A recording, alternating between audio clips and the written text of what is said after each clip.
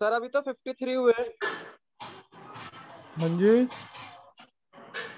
Sir अभी तो 53 बच्चे ही हुए। हाँ, 50 से ज्यादा हो गए ना। 50 से ज्यादा इज सफिशिएंट यार। Okay sir. 50 के बाद तो बहुत ही कम ज्वाइन करते हैं। ओके। आ ये आज हम पढ़ रहे थे, पिछली बार ही रह गया था, डिजास्टर मैनेजमेंट। ओके, जो डिजास्टर क्या होता है? डिजास्टर, फ्लड, अर्थक्वेक, कहीं पर आग लग जाना। अभी जो साइक्लोन आया आज, वो भी डिजास्टर का पार्ट है। ओके। लैंडस्लाइड हो जाना, फायर हो जाना, ये सब डिजास्टर कहलाती है। ओके, ये डिजास्टर कभी भी कहीं पर भी हो सकता है। अगर सबसे बड़ा डिजास्टर माना करे तो हम अपना जो आजकल फेस कर रहे हैं कोरोना वायरस का, that is the biggest disaster we are facing. Biggest in the sense क्योंकि ये पूरे वर्ल्ड में है। ओके। वैसे जो डिजास्टर होते हैं, जैसे साइक्लोन है, साइक्लोन एक लिमिटेड पार्ट में है। ओके, नॉट इंडिया में, पूरी इंडिया में नहीं है, एक लिमिटेड पार्ट में है, वेस्टर्न इंडिया में हो रहा है। ओके, उसके कुछ पार्ट्स में हो रहा है। तो पहले जब कलकत्ता में हुआ था तो एक पार्ट में हुआ था डिजास्टर, पर लेकिन ये जो डिजास्टर है पूरी इंडिया में है। जब अर्थक्वेक आता है तो भी मोस्टली एक पर्टिकुलर एरिया में होता है, तो फिर भी वो डिजास्टर कैन बी कंट्रोल्ड, क्योंकि बाकी सब मदद कर सकते हैं। लेकिन ये जो डिजास्टर जो आज हम फेस कर रहे हैं वो तो एक अनप्रेसिडेंटेड है। यू कैन, पता नहीं 100 200 साल में एक आध बारी आता है। Anyway, but we have to prepare for all the types of disasters. Okay. जैसे प्रिपेयर्डनेस पे डिजास्टर की एक साइकिल है। ओके। आप इस साइकिल को अगर इस इवेंट से शुरू करते हैं, डिजास्टर से, कि डिजास्टर हैपन। ओके। तो व्हाट विल हैपन, उसका रिस्पॉन्स हो जाएगा। मतलब मान लीजिए कहीं पर अर्थक्वेक आ गया, आप छोटा सा डिजास्टर लीजिए, तो रिस्पॉन्स क्या होगा? जल्दी से लोगों के घर बनाओ, शेल्टर बनाओ, मतलब जो टेम्परेरी शेल्टर बनाने हैं, फूड प्रोवाइड करो, मेडिसिन प्रोवाइड करो। तो this is the response for this disaster. Then recovery, recovery phase शुरू होगा कि भाई जो भी लोग ठीक हुए हैं उनको जो भी रिकवरी करो, आस्ते आस्ते रोड्स बनाओ, सड़क टूट गई है तो उसको रिकवरी करो। ओके। तो ये सब रिकवरी फेज शुरू हो जाएगा। ओके। रिकंस्ट्रक्शन फेज मतलब इमरजेंसी इज द डिजास्टर, फिर रेस्पॉन्स मीन्स इमरजेंसी जितने भी टेम्परेरी होते हैं, temporary shelter, that is called the response. Then restoration, फिर रिकंस्ट्रक्शन। तो रिकवरी फेज शुरू हो जाएगा। उसके बाद जो रिकवरी के बाद हमारा मिटिगेशन शुरू हो जाएगा। Okay. We will try to make it capacity building, कि भाई ऐसा डिजास्टर फिर हुआ तो उसको हम कैसे रिड्यूस करेंगे। ओके, दोबारा अगर होता है। और उसके बाद हमारा प्रिपेयर्डनेस शुरू हो जाएगी कि दोबारा ये डिजास्टर हो तो हम उसको प्रिपेयर कर ले पहले से ही, कि उसके उसके ऊपर हम एक्ट कैसे करेंगे, कि ताकि हमारी जो नुकसान हो वो कम से कम हो। तो this process continuous. Okay. Disaster होने से लेके अगले डिजास्टर तक वही दिस सर्कल कंटिन्यूस। ये डिजास्टर होने के बाद दो फेस है। ये प्रिपरेशन तो हमेशा चलती रहती है, कि भाई मान लीजिए अभी दिल्ली में मान के चल रहे हैं कि दिल्ली में कभी भी अर्थक्वेक हो सकता है। तो उसकी प्रिपरेशन हमारी अभी से होनी चाहिए। मॉक ड्रिल होती है कि भाई अचानक अर्थक्वेक आ गया तो कैसे बचना है, लोगों को अवेयर किया जाता है। ओके। टेम्परेरी बिल्डिंग्स, ऐसी कुछ बिल्डिंग्स बनाई जाती हैं जो आ, लंबे समय तक अर्थक्वेक को सस्टेन कर सके। ओके। हॉस्पिटल्स बनाए जाते हैं। ओके। अगर अर्थक्वेक आ जाए तो कहाँ पर लोगों को ट्रीट करेंगे। तो ऐसे प्रिपेयर्डनेस हमारी चलती रहती है किसी भी डिजास्टर के लिए। तो जैसा कि हमारा ये डिजास्टर होना था, हमें पता था सेकंड वेव आनी है, तो हमारी प्रिपरेशंस चल रही थी। ओके। कुछ उसमें कमियां रह गई थी, लोगों ने, हमने लापरवाही बरती थोड़ी सी, but preparation was going on. अब अगला थर्ड वेव आती है मान लीजिए, तो हमारा हमारा जो ये प्रिपरेशन फेज है चलता रहेगा, ताकि थर्ड वेव के वक्त अगर आती है तो हम उसको अच्छी तरह से, उसका कम से कम नुकसान हो। तो ये जो अब प्रिपरेशन है डिजास्टर की, ये अब रुकेगी नहीं। ओके। जैसे इस फेज में हमने कमियां देखी, ऑक्सीजन प्लांट नहीं थे हमारे पास। तो अब ये जो हम कोशिश करेंगे कि ज्यादा से ज्यादा ऑक्सीजन प्लांट लगा दिए जाए, ताकि अगली वेव अगर आती है तो ऐसी दिक्कत दोबारा कभी ना हो। तो दैट इज द केस कि ये जो भी डिजास्टर्स होते हैं वो हमेशा एक साइकिल होती है इसकी। ओके, अभी हम जो इस वक्त जो डिजास्टर ये चल रहा है तो हमारा रिस्पांस और रिकवरी फेज चल रहा है। इसके बाद मिटिगेशन और प्रिपेयर्डनेस शुरू होगा। तो ये बहुत फास्ट होंगे क्योंकि हमें उम्मीद है कि थर्ड वेव जल्दी आनी है। ओके, तो ये प्रिपरेशन वी विल अब देखना थोड़े टाइम बाद हमें ये तीसरी वेव जो दिक्कतें अभी आई हमारे वो सेकंड वेव में थर्ड वेव में नहीं आएंगी। ओके, ऐसा होप करते हैं क्योंकि हम तैयारी पहले से कर लेंगे। तो डिजास्टर जब तक सर मैनेजमेंट। वैक्सीनेशन में पूरा हो जाएगा ना, हाँ जी। वैक्सीनेशन सर पूरा हो जाएगा ना जब तक। हाँ जी बोलिए। सर कह रहा मतलब वैक्सीन लग जाएगा ना सबको। नहीं समझ नहीं आई आपकी बात। वो कह रहा सर है वैक्सीन लग वैक्सीन जाएगी, लग वैक्सीन। जाएगी सबको। हाँ, फैक्ट्री लग जाएगी। हाँ, जो भी है कुछ ना कुछ तो होगा ही, मतलब दैट इज आपका। वैक्सीन लग जाएगी बोल रहा है। हाँ, वैक्सीन लग जाएगी, ठीक है। ये भी हमारी मिटिगेशन में आती है। ओके, क्योंकि भाई हम इसको रिड्यूस कर रहे हैं, ये आल्सो डिजास्टर मैनेजमेंट का ही पार्ट है। ओके, ये डिजास्टर मैनेजमेंट का ही पार्ट है कि हमारा आ, ये वैक्सीन लगाना भी एक डिजास्टर मैनेजमेंट को कंट्रोल करने का पार्ट है। तो इसकी भी आपकी डिजास्टर हुई ना तो उसको मिटिगेशन में हम डाल सकते हैं। तो ये भी एक पार्ट ही है कि डिजास्टर थर्ड वेव आई ना। ओके, तो दैट इज अ केस कि मतलब ये साइकिल हमेशा चलती रहती है प्रिपरेशन की। मान लो साल डेढ़ साल बाद फिर आ जाती है, that we must be prepare. Okay, कोई और दूसरी बीमारी आ सकती है पैरेलल जो आज हमें पता नहीं है। तो ऐसा चलता रहता है, ये प्रिपरेशन चलती रहती है। ओके, तो this is the you can carry with all this things. और उसके बाद डिजास्टर मैनेजमेंट जो है ये साइकिल है। Mitigation phase almost concurrent with the recovery and goal of mitigation phase to prevent the some disaster cause damage after occurring again. Okay, पिछली चीजों से हम सबक लेते हैं तो हम उसकी प्रिपेयरनेस शुरू कर देते हैं। ओके, प्रिपेयरनेस शुरू करते हैं, दैट इज प्रिपेयरनेस फेज कि पिछली बातों से सबक लेके हम आगे चलते हैं। तो वो प्रिपेयर करके हम डिजास्टर को प्रिवेंट करते हैं। ओके, तो डिजास्टर होते हैं। ओके, कई नेचुरल डिजास्टर होते हैं।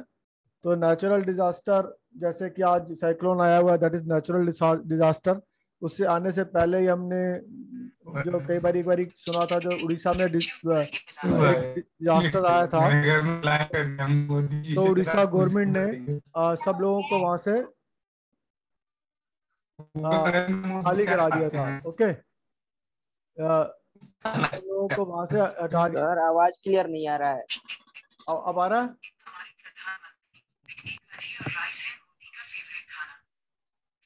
ओके, डिजास्टर को कम से कम करना हमारा दैट मेन होता है। डिजास्टर रिलीफ, ये डिजास्टर रिलीफ हमेशा डिजास्टर आने के बाद इसमें मल्टी कई एजेंसीज काम करती हैं। धन्यवाद बोल दो कि हमारे को सेना की मदद की जरूरत है। ओके, डिजास्टर को निपटने के लिए कई बार फ्लड आती है तो फ्लड आई थी तो सेना ने आवाज रिलीफ किया था। खाना खाए। ओके, तो ये सब चलता रहता है।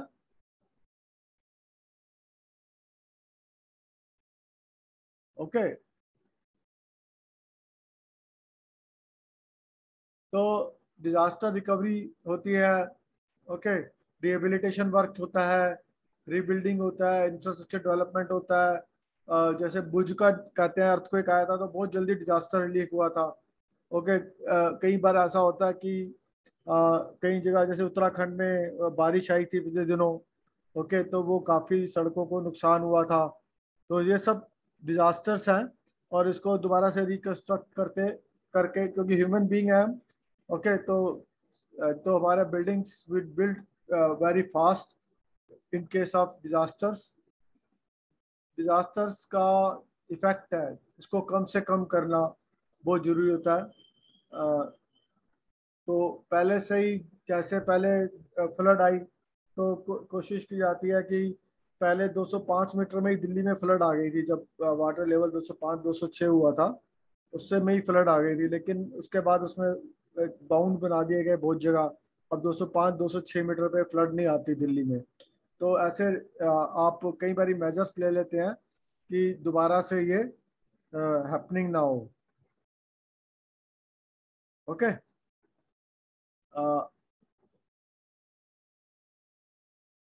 So these are the various phases of disasters management. One is the preparatory phase. Okay. इसमें हमारे जैसे प्रिपरेटरी फेज में आता है कि भाई आपने इन्वेंट्री क्रिएट कर दी, पहले से हॉस्पिटल्स बना दिए, पहले से ही आपने जो भी सारा बेड्स का इंतजाम करके रख लिया, तो that is called the preparatory phase. Okay. उसके बाद था वार्निंग फेज। तो उसमें क्या कहते थे, साइक्लोन आया पहले ही वार्न कर दिया आपने लोगों को कि अपनी अपनी जगह छोड़ दे और खाली स्थान पे ठीक स्थान पे चले जाए, that is called the warning phase.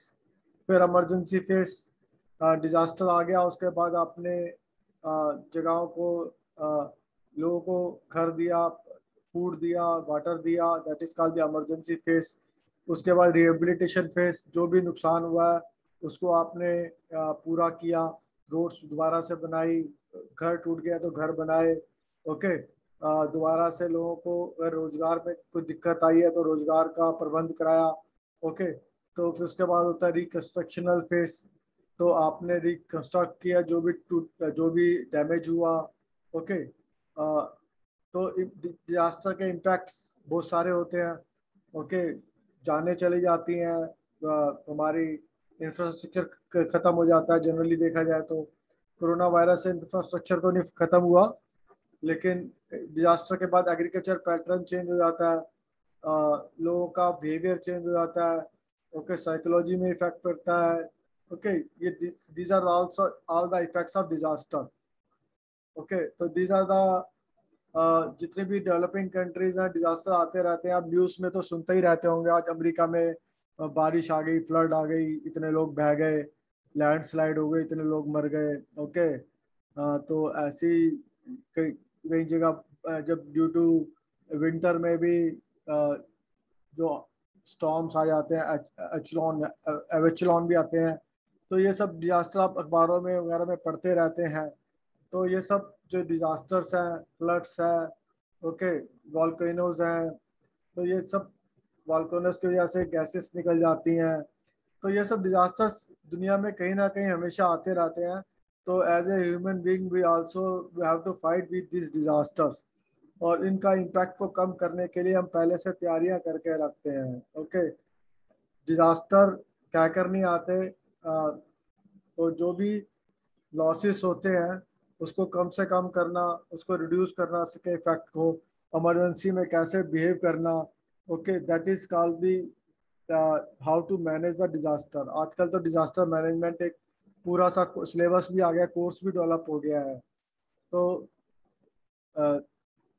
आप ये सब समझते हैं और देखा भी होगा कि रेलवेज भी इफेक्ट हो जाते हैं कई बारी ड्यू टू से earthquake, rails, roads, bridges, dams. Okay. ये सब ब्रेक हो जाते हैं, कई कई डिजास्टर ऐसे होते हैं।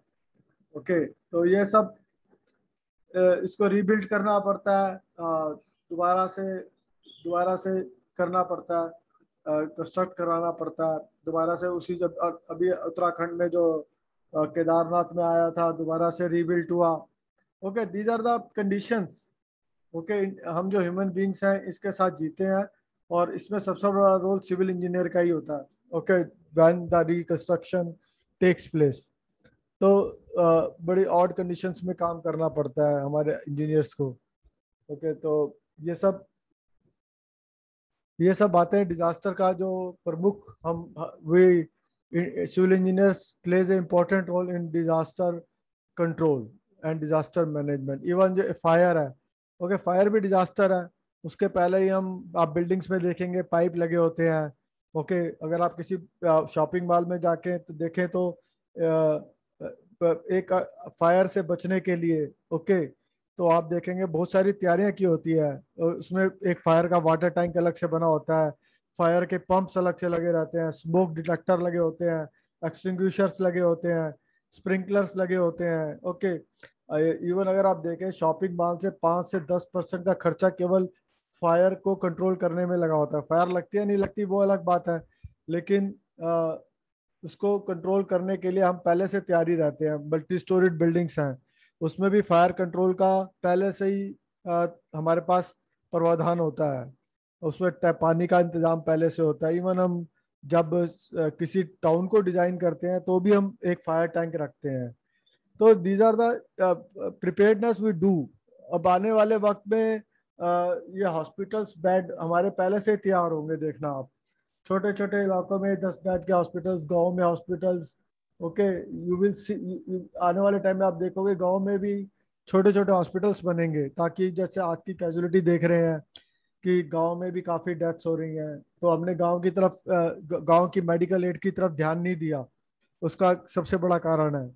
तो अब आने वाले टाइम में आप देखेंगे कि अगर हम भूलते नहीं, अगर हम ये समझदार आदमी होते हैं, तो आने वाले टाइम में हम गाँव में छोटे छोटे हॉस्पिटल्स बनाएंगे। ओके, कुछ बेड्स के ऑक्सीजन का इंतजाम करेंगे, डॉक्टर्स का इंतजाम रखेंगे, हम अपनी मेडिकल फोर्स को बढ़ाएंगे। तो दीज आर द क्राइटेरियाज। ये जो डिजास्टर हमें सिखाते हैं, ओके, वो हमें सिखाते हैं कि अगला अगर इवेंट हो, अगला कुछ इवेंट हो, ये नहीं पता कब होगा, 20 साल बाद भी हो सकता है, 10 साल बाद भी हो सकता है, साल बाद भी हो सकता है। तो but we have to be prepared for that.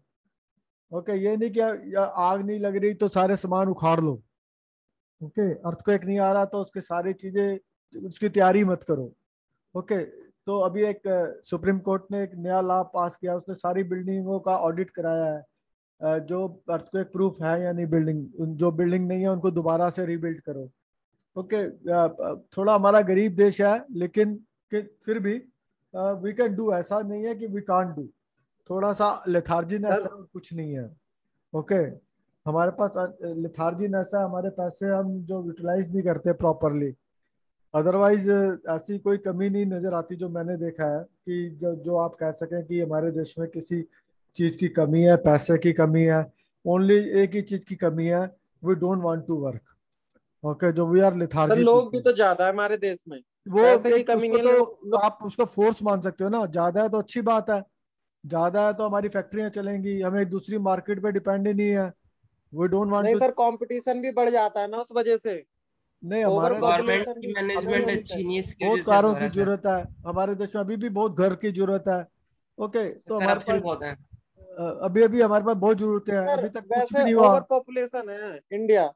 अभी तक हमारे देश में कुछ भी नहीं हुआ। ओके, तो ये सब बातें हैं और ये बढ़ती रहेंगी। तो हमारे पास सब कुछ कर सकते हैं हम, और करते हैं, पर थोड़ा लिथार्जीनेस ज्यादा, स्लो करते हैं। ओके, वो जो डेमोक्रेसी में 5 साल का चक्कर है यहाँ पर। ओके, जनरली 5 साल में होता कुछ नहीं है, इट टेक्स 10 ईयर्स, 20 ईयर्स किसी भी। सर वैसे एक ओवर पॉपुलेशन भी एक कारण हो सकता है ना। पॉपुलेशन कारण है, उसको तो अब जो चीज है सो है यार, उसको हम मिटा तो नहीं सकते ना। वी हैव टू मूव लेकिन सर विद कम दैट। तो कर सकते हैं ना। नहीं, कम जो कोशिश तो कर रहे हैं, प्लानिंग कर रहे हैं, अवेयरनेस ला रहे हैं, सब कुछ कर रहे हैं, लेकिन सर कहाँ लॉ तो बनते नहीं है अरे पॉपुलेशन के ऊपर। नहीं, चाइना बनाता है तो वो कम कर रहे हैं, लेकिन हमारे चाइना ऊपर तो कोई कंपेयर नहीं लॉ ही नहीं है करेगा, उस बात चाइना का। की बात नहीं कर कम सकते तो हम। हो ही रहा है ना ये ओके, कोरोना में। चाइना की बात एजुकेशन, डिफरेंट है। बोला ओके, एजुकेशन वहाँ सबसे बड़ी बात है। पॉपुलेशन गवर्नमेंट अलग है। एजुकेशन सबसे बात है। वो वहाँ पे डेमोक्रेसी नहीं है ना। ओके, तो ये सब नहीं कह सकते चाइना के बारे में, लेकिन हमारे देश में किसी चीज की कमी नहीं है, ये मैं कह सकता हूँ। ओके। हाँ ये बात तो है सर। सर ओके, एजुकेशन का सर एजुकेशन लेवल कम होने के कारण। एजुकेशन बढ़ाई जा सकती है। मतलब अरे ये सब यार जो ये किसका बज रहा है। ये जो आप आज हम पढ़ रहे हैं, जो हम आज एक क्लास ले रहे हैं, डिजिटल मोड में ले रहे हैं, तो ये एक मीडिया है। आज मेरे पास 50 बच्चे समझ लो बैठे हैं डिजिटल मोड में, तो अगर ये 500 भी बैठ जाए कोई प्रॉब्लम नहीं है। ओके, तो ये अब जो अब आने वाला टाइम हमारे में, ये अगर हमने इस डिजिटल मोड को अपने जनरल मोड में ले आए, तो यू विल सी कि चेंजेस आएंगे। ओके, अगले 15-20 साल में आप चेंजेस देखेंगे, नेक्स्ट 10-15 ईयर्स में, कि भाई अब कि आप देखेंगे कि बिल्कुल ही वातावरण चेंज हो गया है। ओके, तो ये ट्रांजिशन पीरियड चल रहा है हमारा इस वक्त। ओके, और आने वाले टाइम पोस्ट कोविड पीरियड में आप देखेंगे कि एक बहुत बड़ा चेंज आएगा हमारे में। ओके, हमारे कार्य प्रणाली में, हमारे सब चीज़ों में। ओके, आज की डेट में देखो, पिछले लॉकडाउन में लोग सरकार लॉकडाउन कर रही थी कि भाई मत खोलो दुकानें, मत खोलो, ऐसा मत करो। आज लोग खुद नहीं खोल रहे दुकानें, अब लोग खुद ऑफिस नहीं खोल रहे। वो कह रहे हैं पहले कोविड चले जाए, after that we will open the shops और office. Nobody is ready to open the office. Okay, तो ये अब खुद ही, अब लोग खुद नहीं जाएंगे। ओके, कोई पार्टी नहीं करेगा, खुद ही नहीं करेंगे जब तक पूरी तरह से वैक्सीनेट नहीं हो जाते। अगले 6-7 महीने आप देखेंगे कि ये लॉकडाउन आप लोग, हम लोग खुद ही करेंगे। ओके, वो जो हमने गलतियां पिछली बार करी, जो हल्ला किया गुल्ला किया, होली मनाई, ओके, तो अगली बार हम ये खुद नहीं करेंगे। तो दिस इज अवेयरनेस। तो अगली बार अब हम ये जब चीजें हम लात खा के मानते हैं, अगर एक कटु शब्दों में कहा जाए, तो ये सब लात खा के मानी जाती है, वरना एक चीज को समझाना बड़ा मुश्किल है। तो this are the cases. Disaster, disaster is, अभी एक पिछले दिनों एक तूफान आया था उड़ीसा में, तो एक भी जान नहीं गई थी। अगर आप 20-25 साल पुराने के तूफानों को देखें तो कई जान चली जाती थी। अब तो एक तो हमें पहले से पता चल जाता है कि भाई तूफान आने वाला है, वी आर प्री इन्फॉर्म। तो ये भी एक टेक्निकल नो हाव है जो हमारे को पहले से पता चल जाता है कि भाई ये डिजास्टर आने वाला है, और हम उसकी पूरी तैयारी कर लेते हैं। तो टेक्नोलॉजिकल जो हमारी जो एडवांसमेंट हुई है, वो भी एक डिजास्टर के इम्पैक्ट को कम करती है। कल हमें पता चल जाए, सबसे बड़ी बात होती है डिजास्टर में, हम लाइफ नहीं जानी चाहिए। ओके, सामान टूट जाए, बिल्डिंग टूट जाए, नो प्रॉब्लम, ब्रिज टूट जाए नो प्रॉब्लम, डैम टूट जाए कोई प्रॉब्लम नहीं है। ओके, आग लग जाए, बिल्डिंग चली जाए, नो प्रॉब्लम। ओके, लाइफ नहीं जानी चाहिए, लाइफ इज इंपॉर्टेंट, किसी की जान नहीं जानी चाहिए। That is our main concern. Earthquake आ जाए, सब कुछ टूट जाए, no problem. Okay, there should not be in danger to the life. तो जो भी मेन कंसर्न होता है हमारा, हम एक जान को वापस नहीं ला सकते कभी किसी कीमत पर। बिल्डिंग हम दोबारा बना सकते हैं, सब कुछ दोबारा कर सकते हैं, लेकिन जान वापस नहीं ला सकते। तो हमारा जो मेन कंसर्न होता है डिजास्टर के मिटिगेशन में, रिडक्शन में, रिकवरी में, कि जान नहीं जानी चाहिए किसी की। ओके, तो हमारा जो मेन इम्पैक्ट होता है जान बचाने में, ना कि कोई बिल्डिंग बचाने में। जो हम बिल्डिंग बनाते हैं अर्थक्वेक प्रूफ, वो हम बनाते हैं कि बिल्डिंग बेशक टूट जाए, क्रैक आ जाए, गिरनी नहीं चाहिए, ताकि लोग उसके अंदर मरे ना। लोगों को इतना टाइम मिल जाए वो बिल्डिंग को खाली कर दें। Okay, that is the cases. ये हमें जान नहीं गंवानी। ये हमारा इम्पैक्ट आता है। जब भी कहीं फायर होती है, पहले रास्ते बताते हैं, भाई तुम निकलो, बचाओ मत। ओके, आग लगती है, लगने दो। ओके, डोंट ट्राई टू, अगर आग बढ़ रही है तो उसको आप बुझाने की कोशिश कर रहे हैं तो ठीक है, अगर बुझ सकती है, लेकिन मोस्टली ये कीजिए, वो बिल्डिंग को खाली कर दीजिए, उस जगह को खाली कर दीजिए, ताकि किसी की जान नहीं जाए। Okay, this is the case. तो डिजास्टर का मेन होता है कि आप लोगों को जान नहीं, किसी की जान नहीं जानी चाहिए। तो this is the disaster management हमने पढ़ा। अब we will go for another topic. we will go to another screen.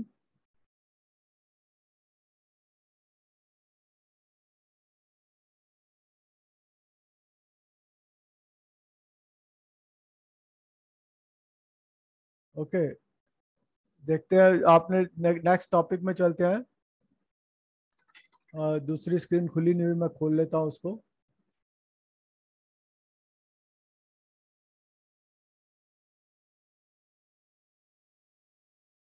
A,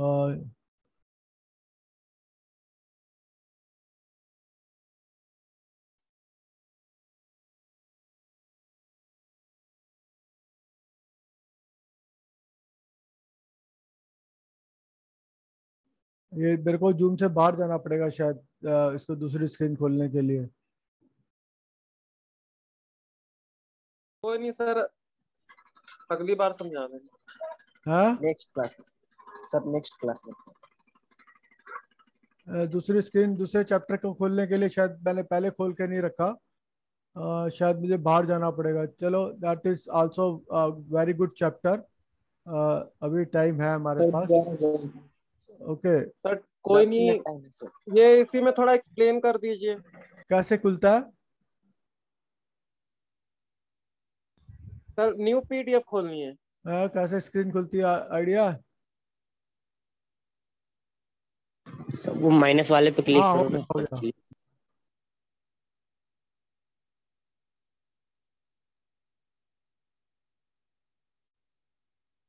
okay, नई स्क्रीन आई क्या? यस सर, Yes, नई sir. स्क्रीन आई, लेकिन ओके, लेकिन यूनिट 6 क्वेश्चन नजर है। आ रहा है?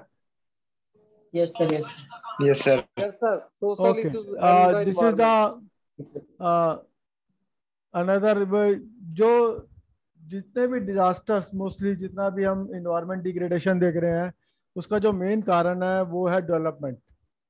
ओके, अगर हम देखें इन्वायरमेंट को तो पिछले 50 सालों में, उसमें अगर 50 साल में से 30 साल 1980 के बाद, यू कैन से 40 साल में हमने जितना इन्वायरमेंट का दोहन किया है उतना पिछले 400 साल में नहीं किया। ओके, 4000 साल में नहीं किया। अगर हम कहें, अगर ये पिछले 40 साल देखें और पिछले उससे पहले 400 साल देख लें, तो हम देखेंगे हमने 40 साल में जो काम कर दिए हमारी जनरेशन ने, वो पिछले 400 साल में नहीं हुए। ओके, तो मेन रीजन इज डेवलपमेंट। 1950-60 के बाद सबसे ज़्यादा इन्वायरमेंट का नुकसान पहुंचा है। ओके, तो ये जो एडवांस एज है साइंस जिसे कहते हैं, विज्ञान की वजह से इन्वायरमेंट का बहुत ही नुकसान हुआ है, डेवलपमेंट की। तो एक नया वर्ड आया इसी डेवलपमेंट में, that is called the sustainable development. Okay, sustainable development. Sustainable development क्या होती है? ओके, आपने ये वर्ड काफी बार सुना होगा, कि Yes, sir. Sustainable development. Okay, sustainable development होता है कि ऐसी डेवलपमेंट जो प्रेजेंट जनरेशन की नीड को पूरा करे without compromising the needs of future generation. Okay, ऐसी development which fulfills the need of present generation without compromising the need of future generation. जो आप कहते हैं ना, पेट्रोल आगे की जनरेशन के लिए भी बचा के रखो। Okay, that is comes under sustainable development. Okay, तो this is the case of sustainable development. हमें जो आजकल हम एक बात करते हैं, कोई भी हम कोई भी प्रोजेक्ट लगाते हैं, तो हम ऐसा प्रोजेक्ट लगाने की कोशिश करते हैं कि भाई उससे आने वाली जनरेशन को नुकसान तो नहीं पहुंच रहा, लेकिन ऐसा कोई प्रोजेक्ट में संभव नहीं है। Okay, we try to reduce it. Okay, कैसे करते हैं ये sustainable development? By conducting EIA, environmental impact studies, that is called the EIA. Okay, in environmental impact studies. Okay, okay, environmental impact assessment, EIA. Okay, तो ये हर project जो भी बनता है, जैसे मान लो एक आपके इलाके में सीमेंट प्लांट बनना है, इवन आपका कोई ब्रिज बनना है, तो एक EIA स्टडी, या डैम बनना है तो एक EIA स्टडी होती है। उस स्टडी में क्या करते हैं, वो देखते हैं कि इस चीज को बनाने से आसपास के लोगों के जीवन में क्या फर्क पड़ेगा, कितने पेड़ कटेंगे, ओके, वाटर टेबल को क्या नुकसान पहुंचेगा, ओके, तो और वहाँ के इन्वायरमेंट को क्या नुकसान पहुंचेगा, ड्यूरिंग कंस्ट्रक्शन जो कंस्ट्रक्शन एक्टिविटी होती है उससे लोगों की हेल्थ पर क्या फर्क पड़ेगा, ओके, लोगों की बिहेवियर पे क्या फर्क पड़ेगा। तो कोई भी प्रोजेक्ट बनता है EIA होती है उसकी। ओके, इवन आज की डेट में कोई हाउसिंग प्रोजेक्ट बनता है या शॉपिंग मॉल भी जितने दिल्ली में देख रहे हैं, तो इन सबकी EIA होती है। ओके, तो इसका एक बहुत अच्छा उदाहरण बताता हूँ। EIA में जैसे जितनी भी हम बेसमेंट बनाते हैं, ओके, आपने देखा होगा शॉपिंग मॉल में 3-3 स्टोरीड अंडरग्राउंड बेसमेंट्स होती हैं पार्किंग के लिए। तो वो जो बेसमेंट बनती है तो वाटर टेबल ऊपर होता है, तो उसको पानी को कंस्ट्रक्शन करने के लिए पानी को डी वाटरिंग करते हैं हम, सारी इतना पानी निकालते हैं कि आप इमेजिन नहीं करोगे। ट्यूबवेल कम से कम नहीं तो 8-8-9-9 महीने ऐसे ही चलता रहता है to reduce the water table so that we can do the construction. तो इट इम्पैक्ट्स द इन्वायरमेंट। कोई भी प्लांट, सीमेंट प्लांट हो या कोई भी शहर बसना हो, ओके, कोई भी शॉपिंग मॉल बनना हो, इवन हॉस्पिटल भी बनना हो या स्कूल बनना हो, बड़ा कोई मेजर स्कूल है, यूनिवर्सिटी बननी हो, कोई बड़ा प्रोजेक्ट है ऐसे जिसमें 1000-2000 करोड़ रुपया लगना है, तो उसका EIA होता है। चाहे इधर अब सेंट्रल विस्टा बना होगा, ये जो बन रहा है इसका भी EIA हुआ होगा। ओके, तो एक इम्पैक्ट रिपोर्ट बनती है, वो कहते हैं ये नुकसान होंगे, तो इन नुकसान को आप कैसे ठीक करेंगे उसका वो भी लिखा होता है। मान लीजिए माइनिंग है, माइनिंग में आपने 10,000 पेड़ काटने हैं, तो वो कहते हैं कि 10,000 पेड़ वो आपने उखाड़े, तो आप उसकी बजाय 1,00,000 पेड़ लगाएंगे। Okay, such things are also written in the document कि भाई ये आप नुकसान कर रहे हैं और इसकी भरपाई आप कैसे करेंगे, ऐसे करेंगे। तो दिस इज स्टडीज। कोई भी प्रोजेक्ट में EIA बनना बहुत जरूरी है ताकि हम उसके बारे में जान सकें। दूसरा है सस्टेनेबल ग्रोथ, पॉपुलेशन कंट्रोल। जितना पॉपुलेशन कंट्रोल करके भी आप सस्टेनेबल डेवलपमेंट कर सकते हैं, तो कि ताकि जितने लोग होंगे उतना ज़्यादा लोड पड़ता है। पेड़ उगाकर, डिफॉरेस्टेशन, अफॉरेस्टेशन करके आप सस्टेनेबल डेवलपमेंट कर सकते हैं। पेड़ उगाकर, एक आदमी ने काफ़ी पेड़ उगाए हैं, वो एग्जांपल आता रहा था, पूरा जंगल डेवलप कर लिया उसने 30 साल में। Okay, use of organic farming कर भी आप डेवलपमेंट, सस्टेनेबल डेवलपमेंट कर सकते हैं। Use of less energy and fuel करके भी आप सस्टेनेबल डेवलपमेंट कर सकते हैं। और दूसरा है कि adopting of control, pollution control measures. अगर कहीं पे पोल्यूशन हो रहा है उसको रोककर, उसके जैसे सीवेज ट्रीटमेंट प्लांट लगाकर, अफ्लुएंट ट्रीटमेंट प्लांट लगाकर भी आप सस्टेनेबल डेवलपमेंट कर सकते हैं। आजकल कंपलसरी हो गया है हर हाउसिंग सोसाइटी, शॉपिंग मॉल में सीवेज ट्रीटमेंट प्लांट लगा होता है। Okay, even diesel generator set हमने बंद कर दिए हैं, DG सेट आजकल नहीं लगाते। ओके, अगर लगाते हैं तो उसकी स्टेक हाइट, इतना चिमनी उसकी काफ़ी ऊपर रखनी पड़ती है। ओके, दैट उसका स्टेक हाइट को काफ़ी ऊपर तक रखना पड़ता है। तो ऐसे मेजर्स हमने लिए हैं। ओके, DG सेट ऐसी आसानी से नहीं लगा सकते। तो these are the measures. Okay, by providing environment education, लोगों को हमने अवेयर किया। जैसे आप ये पढ़ाई आपको करा रहे हैं, ओके, तो ये पढ़ाई इसीलिए करा रहे हैं ताकि आप लोगों में एक एजुकेशन डेवलप हो, अवेयरनेस डेवलप हो, ताकि आप इन्वायरमेंट के प्रति अच्छा बिहेव कर सकें। ओके, रिन्यूएबल एनर्जी का यूज़ करके भी हम इन्वायरमेंट को बचा सकते हैं। Okay, it is happening.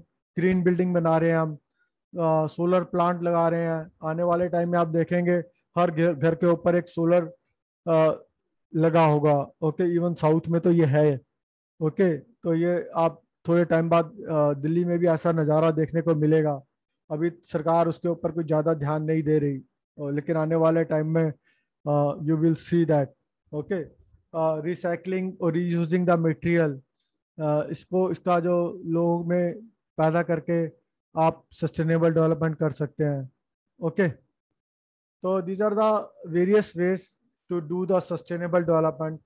Sustainable development means to do the things which fulfills the need of present generation and also does not compromise with the need of the future generation. That type of development is called the sustainable development. So urban problem related to energy. Okay, ये urban problems क्या है energy की। जैसे जैसे हमारी living standard बढ़ रहा है तो वैसे वैसे हमारी एनर्जी की रिक्वायरमेंट बढ़ रही है। हमारा लिविंग स्टाइल जो चेंज हो रहा है, अब पहले किसी में पास फ्रिज नहीं होता था, आज सबके पास फ्रिज है, टेलीविज़न है। ओके, घर में इलेक्ट्रिक केटल है। Okay, you can say lift लग रही है घरों में। ओके, मल्टी स्टोरी बिल्डिंग आ रही है, घर में पानी पंप कर रहे हैं हम। ओके, तो और आजकल हमारे के पास खाने पीने का सामान ज़्यादा हो गया है, तो हमारे वेस्ट ज़्यादा जनरेट कर रहे हैं। ओके, तो हमारा लाइफस्टाइल इज चेंजिंग। बड़े बड़े घरों में रह रहे हैं पहले के मुकाबले। ओके, ज़्यादा इलेक्ट्रिसिटी कंज्यूम कर रहे हैं। तो दीज आर द थिंग्स जिससे हमारा लिविंग स्टाइल बढ़ा है। तो लिविंग स्टाइल जब अच्छा होता है तो एनर्जी कंजम्पशन बढ़ जाती है। ओके, तो अर्बन एरिया में देखेंगे एनर्जी कंजम्पशन ज़्यादा है और रूरल एरिया में पर हेड एनर्जी कंजम्पशन कम है। अब भी कहते हैं अमेरिका का जो प्रति व्यक्ति एनर्जी कंज्यूम करता है, एक अमेरिकन, उसका इंडियन अभी भी मेरे ख्याल से 50वां हिस्सा यूज़ करता है। अभी भी हम अमेरिका से अगर पर हेड कंजम्पशन की बात करें तो हम बहुत पीछे हैं। ओके, एनीवे, उनके आप थोड़ा एनवायरनमेंट भी थोड़ा सा नॉट यूज़ करता है एनर्जी ज़्यादा, क्योंकि ठंड बहुत ज़्यादा रहती है। हमारे पास 6 महीने हैं, 6 ऋतु हैं। तो हमारे पास कम आता है। तो हम नेचुरल मटेरियल का यूज़ कम करते हैं।